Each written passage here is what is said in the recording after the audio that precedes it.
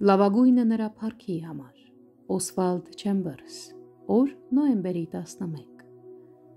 վերելք դեպի գագաթ, և նա ասեց,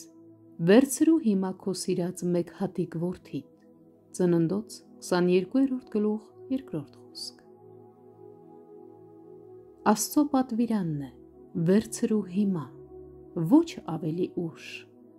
Անհավատալի է, թե ինչպես ենք մենք փորձում սակարկել։ Գիտենք, որ այդ բանը ճիշտ է, բայց մենք փորձում ենք արդարացումներ գտնել չանելու այն հենց այդ պահին։ Եթե պետք է վեր ելնենք դեպի գագաթ, ուր Աստված է մեզ հայտնել, դա երբեք չի կարող կատարվել ավելի ուշ, դա պետք է արվի հենց այդ պահին։ Եվ մինչ մենք կարողանանք իրականում կատարել այս զոհաբերությունը, դրա հետ առաջնայինը պետք է համաձայնվի մեր կամքը։ Եվ Աբրահամը առավոտանց կանուխ իր էշի համետը դրեց և գնաց այնտեղ, որ Աստված ասել էր նրան։ Ինչքան զարմանալիորեն պարզ էր Աբրահամը։ Երբ Աստված խոսեց, Աբրահամը մարմնից և արյունից խորհուրդ չհարցրեց։ Խուսափեք գնալ մարմնից ու արյան խորհուրդների հետևից, կամ նույնիսկ ձեր սեփական մտքերից, գիտակցությունից կամ բանականությունից, այն ամենից, ինչը հիմնված չէ Աստծո հետ ձեր անձնական հարաբերությունների վրա։ Այս ամենը ձեզ շեղում է Աստծուն հնազանդվելուց։ Աբրահամն իր զոհին չընտրեց։ Միշտ զգույշ եղեք Աստծուն մատուցած ինքնաընտրված ծառայությունից։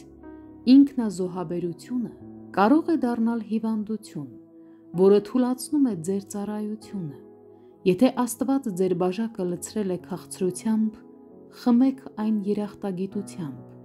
իսկ եթե դառնությամբ է լցրել, խմեք այն նրա հետ հաղորդությամբ։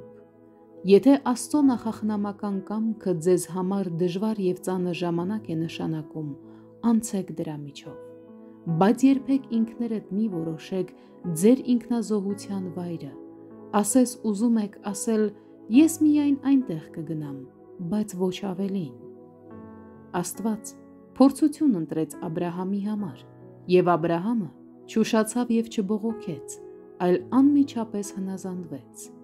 Եթե դուք չեք ապրում Աստծո հետ, հեշտությամբ նրան կմեղադրեք կամ կքննադատեք։ Այնուամենայնիվ, նախքան դատաստանի իրավունք ստանալը, պետք է տառապանքների միջով անցնել, քանի որ այդպես սովորում եք ավելի լավ ճանաչել Աստծուն։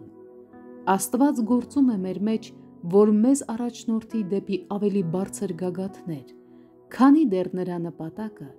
չի նույնացվել մեր նպատակի հետ։